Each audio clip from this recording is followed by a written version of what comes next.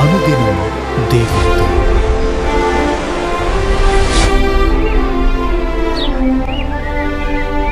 Praise the Lord. అనుదినం దేవునితోనే కార్యక్రమాన్ని చూస్తున్న మీ అందరికీ మన ప్రభు అయిన రక్షకుడైన యేసుక్రీస్తు ఘనమైన నామంలో వందనాలు. ఉదయకాలం దేవుని వాక్యం చూసుకుందాం. మత్తయి సువార్త 24వ అధ్యాయం 4వ వచనం.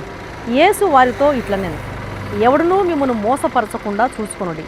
మోసపుచ్చడం సాతాను ప్రధాన లక్షణం.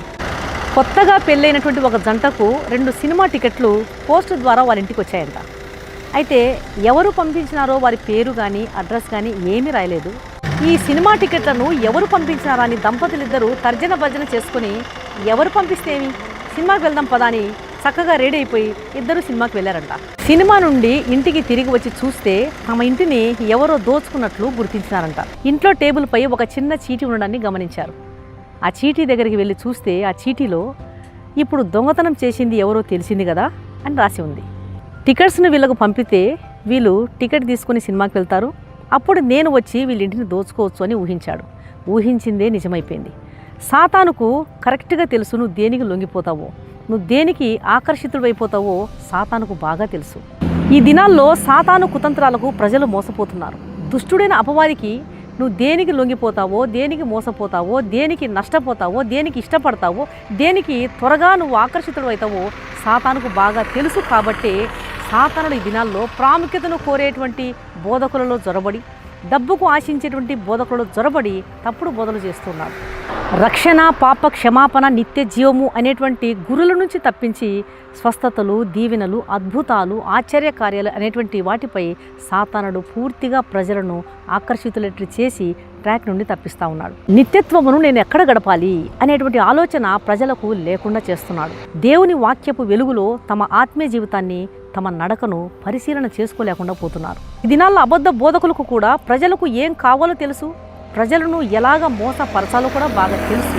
కాబట్టి వారి అబద్ధ బోధను ప్రజలు గుర్తించకుండా జాగ్రత్త పడుతున్నారు. తీరా ప్రజలు వారి అబద్ధ బోధను విని నష్టపోయి మోసపరచబడిన తర్వాత అప్పుడు తమకు ఎంత ఆత్మీయ జీవితంలో నష్టపోయినామో తర్వాత గుర్తిస్తున్నారు. అందుకే దేవుని వాక్యం సెలవిస్తుంది, మోసపోకుడి, ఎవరునూ మిమ్మల్ని మోసపరచకుండా చూసుకురుడి. బూదిగంతముల నివాసులారా, నా వైపు చూసి రక్షణ పొందండి. దేవుని వైపు చూస్తేనే మనకు రక్షణ. దేవుని వాక్యం వైపు చూస్తేనే నీ ఆత్మీయ జీవితంలో ఉన్నటువంటి పొరపాట్లను నువ్వు చక్కగా చూసుకుని నడవగలవు. అటువైపు ఇటువైపు చూసినామంటే మనం ఆత్మీయ జీవితంలో కలవరపడిపోతాం. విన్న బోధను దేవుని వాక్య వెలుగులో పరిశీలిస్తూ దేవుని త్రోవలలో మనం చక్కగా నడవాలి. మన ప్రభు అయిన యేసుక్రీస్తు ప్రభువారు నమ్మకమైన మంచి బోధకుడు. ఆయన నుండి మనం నిత్య జీవాన్ని పొందుకున్నప్పుడు అబద్ధ బోధకులు చేసేటువంటి అబద్ధ బోధలను మనము త్వరగా గుర్తిస్తాం, మోసపోకుండా జాగ్రత్తగా ఉంటాం. కాబట్టి దేవుని వాక్యాన్ని శ్రద్ధగా చదవండి, దేవుని వాక్యాన్ని శ్రద్ధగా వినండి. దేవుని వాక్యాన్ని అధికంగా చదవడం ద్వారా దేవుని తలంపులను మనము గుర్తిస్తాం. అప్పుడు దేవుని త్రోవలలో చక్కగా నడవడానికి పరిశుద్ధాత్మ దేవుడు మనకు సహాయం చేస్తాడు. అట్టి కృప ప్రభు మనకు దయచేయను గాక. కళ్ళు మూసుకోండి, ప్రార్థన చేస్తాం. పరిశుద్ధుడైన మా ప్రియ పరలోకపు తండ్రి, ఉదయకాలం మీరు ఇచ్చిన శ్రేష్టమైన వాక్యానికి స్తోత్రం నాయన. ఎవడునూ మిమ్మను మోసపరచకుండా చూచుకునుడి అని హెచ్చరిస్తున్నారు తండ్రి. నీకు స్తోత్రం.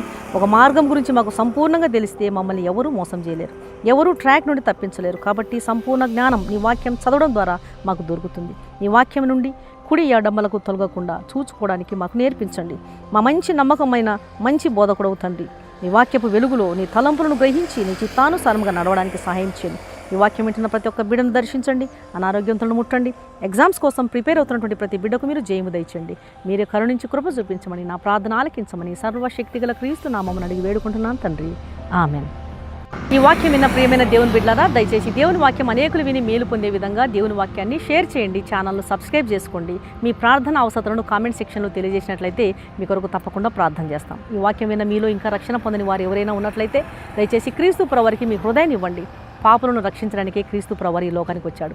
కలువరి శిలువలో ఆయన కార్చిన పరిశుద్ధమైన రక్తంలో కడుగుబడితేనే ఒక పాపికి రక్షణ, నిరీక్షణ, పాప క్షమాపణ, నిత్య జీవం దొరుకుతుంది.